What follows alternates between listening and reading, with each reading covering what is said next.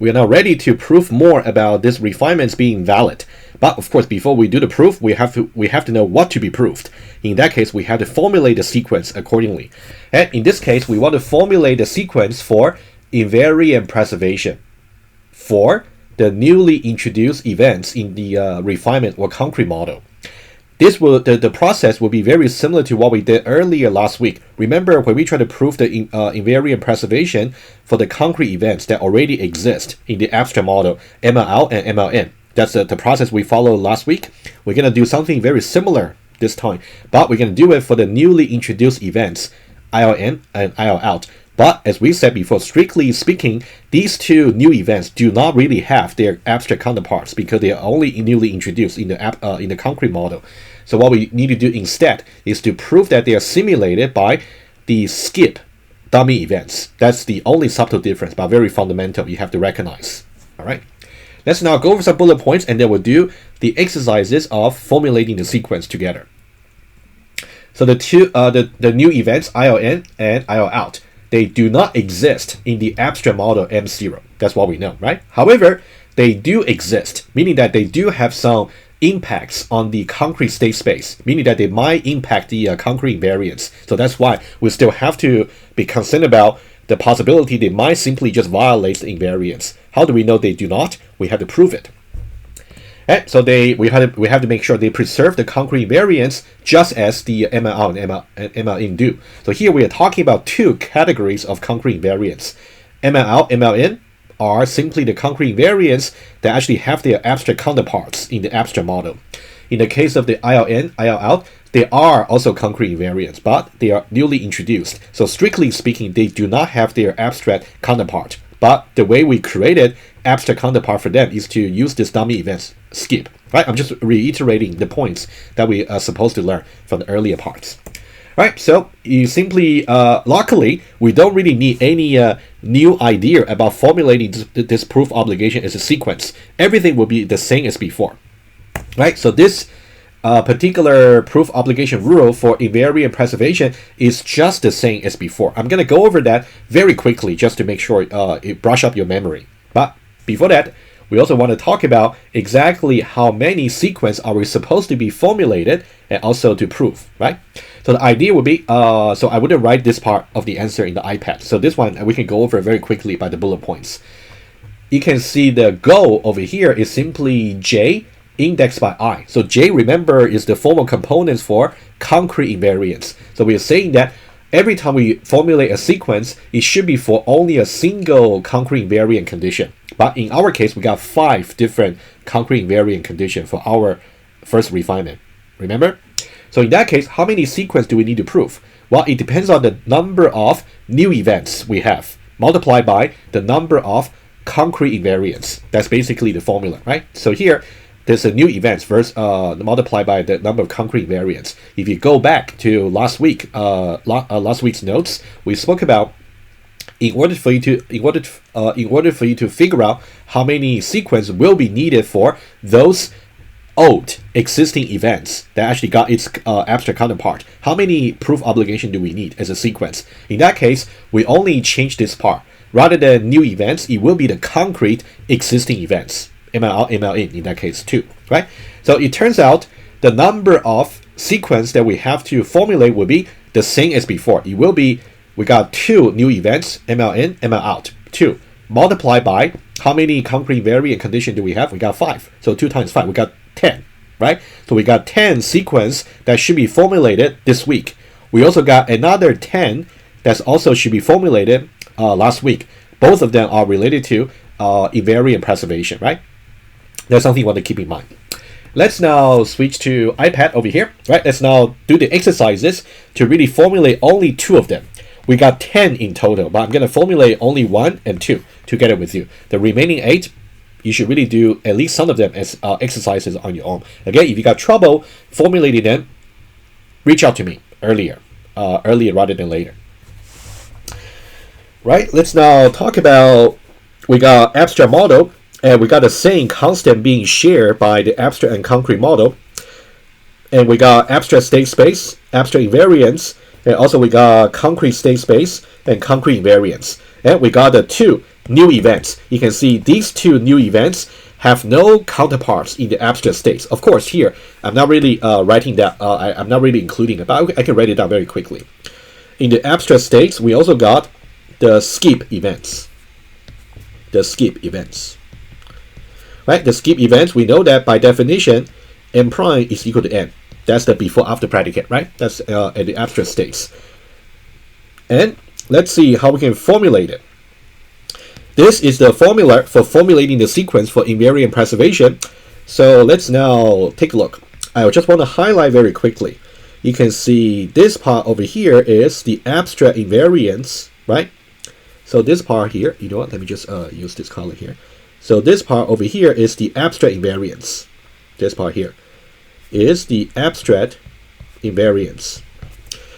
And this part over here is a concrete invariance. Right, let me use maybe pink. So this part over here is the concrete invariance. Concrete invariance. And is this the abstract guard or concrete guard? Well, it should be concrete guard, right? Because now we are talking about IL in and IL out. So that should be the guard for each one of them, right? And this one over here should be the guard. Okay, this part over here should be the concrete guard. And finally, this will be the concrete invariance with the effects of the abstract counterpart and also concrete effects, right? It should be substituted, but to be more precise over here, since we don't really have, strictly speaking, the abstract counterpart. So this part over here is really going to be the effects of the skip events. The effect of the skip. This is so important for you to see. Otherwise, we will be having some trouble formulating the sequence, right? This part here is really important. I'm gonna highlight it, right? And over here, the other part over here, the F over here. So this is the effects of the new events. Okay, so this will be the effects of the new events. Depending on which one we are talking about, it can be IL in, it could be IL out. All right. All right. So that's about a very quick brush up of your memory about how the sequence should be understood about its hypotheses and also the goal. Let's now try to instantiate this rule by considering these two. Right. You can see the naming convention is still the same. So here we got events IL in versus IL. Well, here I don't really give you any example about IL out. That's something you can do. But for the events, it can be IL in or IL out. But in this case, only this one. And for the invariant condition here, we say invariant number 4, which is over here, invariant number 5, which is over here. They should appear in the goal. And also the rule, which is about invariant preservation. Right, let's now do it. So the first part is about the axioms over here. What axiom do we have? Right, so we got two axioms. We got axiom number 1, axiom number 2. Right, let's now put it down. This is a very similar exercise that we did last week, but it may not hurt to actually repeat it, but I'm just going to omit the annotation part, for which you can definitely refer to the slides or to the notes from last week. Right, so the axiom will be, so D is a member of natural number, and also D is larger than 0 over here, right? Let me move that a little bit to the right over here. Good. And the next part will be the abstract invariance. And let me use green over here to denote. So what abstract invariant do we have? We got this one here. We got this one over here, right? We got 2. In which case, I'm going to put n is a natural number, and also n less than or equal to d. And the next part will be concrete invariance over here, right? Concrete invariance. How many do we have? 1, 2, 3, 4, and 5. We got 5, right? Let's write them out. So A is a natural number, B is a natural number, C is a natural number, and also A plus B plus C equals n, and also A equals 0 or C equals 0, right? I may just have to save a little bit more space over here, but anyway, that's fine. But we're not done yet. We still need, actually, let me just put this a little bit down, just for now. We need Also the concrete guards, right, for the new events. In which case, I'm just going to let me just use yellow over here, right? So the concrete guards would be basically over here. So since now we talk about ILN over here, right? ILN. So the concrete guard will be over here, a larger than 0. Let me use purple, all right? A larger than 0.